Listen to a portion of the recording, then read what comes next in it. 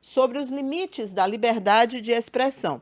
No final de semana, uma liminar de um ministro do Tribunal Superior Eleitoral, que, aliás, vai ser apreciada em plenário, no plenário da Corte Máxima da Justiça Eleitoral, pedia, né, essa liminar, foi um pedido do PL, e a liminar decidia, né, que no Festival Lollapalooza não poderia haver manifestação de artistas, manifestações políticas, né, em prol de candidaturas, né, nem a favor, nem contra determinadas candidatos, que estão ainda nem com seus nomes confirmados. Então, seria a tal da pré-campanha. Então, a pré-candidatura não poderia ser falada nesse evento. O que se questiona é, essa liminar, ela põe em risco o que a própria legislação eleitoral já determina? Porque está muito claro na legislação eleitoral quando e como é propaganda extemporânea. Eu não sei se a gente já está, porque eu estou há algum tempo já tentando introduzir aqui a entrevista, mas sim. Vamos falar então com a advogada eleitoral Luan de Oliveira. Olá, Luan, bom dia. Minha pergunta para você é exatamente essa. O que essa liminar ela traz de preocupação até para os advogados que vão atuar esse ano na Justiça Eleitoral? Ela traz mais insegurança jurídica na medida em que ela vai contrária a uma decisão do próprio ministro? Bom dia, Cintia Lages. Primeiramente, agradecer o convite. Com relação a essa decisão, ela é uma decisão bastante subjetiva nesse momento. Por quê? Porque ela põe em dúvida a manifestação política e a propaganda eleitoral. A legislação traz que a propaganda eleitoral, para que ela seja configurada o pedido de votos, né, nesse sentido, deve ser explícito. Então, nesse evento, o que ocorreu foi, em verdade, a gente percebe que é uma manifestação política, porém, pelo tamanho do evento, o relator do TSE entendeu que configuraria uma propaganda antecipada. E a propaganda eleitoral ela somente é permitida a partir do 16 de agosto do ano eleitoral. Então, seria bastante interessante se essa decisão do relator, que foi uma decisão monocrática, fosse levada ao plenário.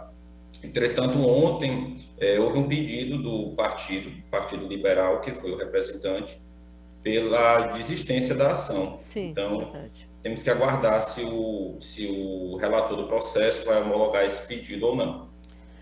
Então, assim, mas o ministro Fachin tinha dito que levaria, né, de qualquer maneira. Enfim, com a extinção da ação, eu não sei como ficaria, né, legalmente. Mas aí a minha pergunta é, vamos aqui estabelecer o seguinte cenário. Vamos supor que, porque lá foram duas manifestações, um fora Bolsonaro e um a favor do ex-presidente Lula. Vamos supor que ou Lula ou Bolsonaro não sejam candidatos, não disputem a eleição. Aí sim, nessa situação, a decisão ficaria ainda mais esdrúxula, né? Em termos de avaliação no futuro. Com certeza, Cintia Lages, ficaria uma situação bastante esdrúxula, porque realmente a convenção partidária ela só vai ocorrer em julho. Então, somente nesse período é que os candidatos vão poder se posicionar de fato como candidatos. Nesse momento, existe uma pretensa possibilidade de candidatura. Não tem nem mesmo como afirmar que o Lula ou o Bolsonaro são pré-candidatos ainda.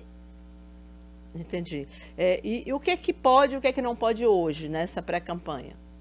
Certo. Nesse momento de pré-campanha, alguns atos são permitidos pela legislação eleitoral. Por exemplo, pode haver a manifestação acerca dos candidatos, possíveis candidatos, entretanto, é expressamente vedado o pedido explícito de voto. Então, vou mencionar aqui algumas ações que são permitidas.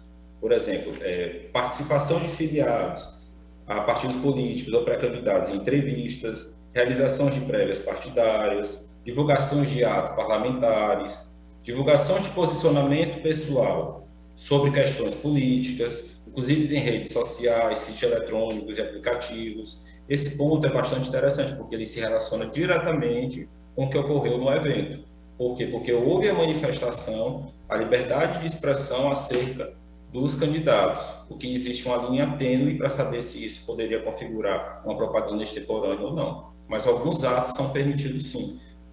A exteriorização da opinião acerca de algum candidato, ela é permitida. O que não vai ser permitido é, de fato, o pedido explícito de voto ou a divulgação desses possíveis pré-candidatos como candidatos para a campanha eleitoral. A gente viu já, por exemplo, uma recomendação sobre retirada de material que estava nas ruas, toalhas, e há muito tempo são vendidas. É bom a gente até deixar isso claro. Há bastante tempo se vende esse tipo de material. São toalhas, são camisas com os rostos tanto do Bolsonaro quanto do ex-presidente Lula. Aliás, isso não é comum no Brasil. Por exemplo, se você vai para os Estados Unidos, lá você encontra bonequinhos com a cara do Trump, do Obama, vendido como souvenir. Isso é algo que a gente tem em vários locais. Você vai no Uruguai, tem lá o Pepe Mujica, de vários tamanhos, em várias situações, em forma de imã, em forma de bonequinho. E então significa que aqui no Brasil isso não pode acontecer agora. Eu queria também que você falasse sobre essa determinação. Foi o Ministério Público Eleitoral, né, que definiu pela retirada desse material. Eu entendo que dependendo da forma que seja feita, realmente não pode. Se for apenas a imagem do possível candidato, sem nenhuma expressão, sem algo explícito em relação à campanha eleitoral, eu vejo isso como uma manifestação acerca de uma preferência por um candidato, mas não vejo isso como um pedido explícito de voto ou uma propaganda eleitoral explícita. Seria, em verdade, uma manifestação política, Por, o que seria possível, né? por exemplo, se tiver Lula 2022, seria uma propaganda. Se, no entanto, tivesse só o rosto do ex-presidente, não teria problema, é isso? Aí seria um caso a ser analisado, mas possivelmente ele seria mais difícil de configurar uma propaganda do que um pedido ou uma menção expressa Lula 2022. Entendi. E aquele pré-lançamento da campanha do presidente Bolsonaro? Foi um grande evento, um evento realizado pelo partido dele. O próprio ministro da Casa Civil, Ciro Gomes, publicou nas redes sociais que iria para o lançamento, estava indo. O senador Romário também fez essa publicação, tem lá no Twitter do Romário. Aliás, isso foi muito falado, muito mostrado, dizendo, ó, estou aqui de saída para o lançamento, e depois mudaram, disseram, não é mais um lançamento. Aquilo também não configuraria um ato de extemporâneo de propaganda?